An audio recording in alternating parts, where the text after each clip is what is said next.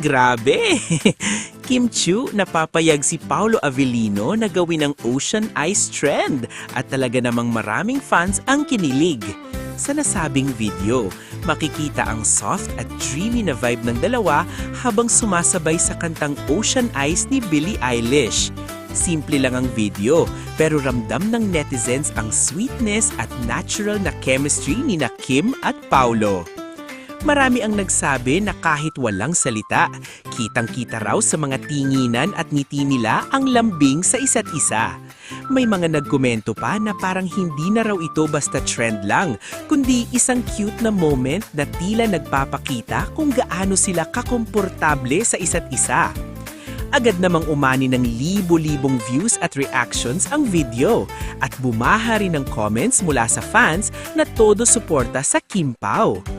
Ayon sa ilan, bagay na bagay raw sa dalawa ang soft at romantic na vibe ng kanta.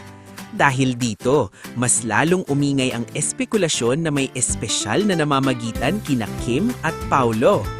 Para sa kanilang mga tagahanga, isa na naman daw itong patunay kung bakit hindi nakakapagtaka na marami ang kinikilig at umaasang mauuwi sa totohanan ang kanilang tambalan.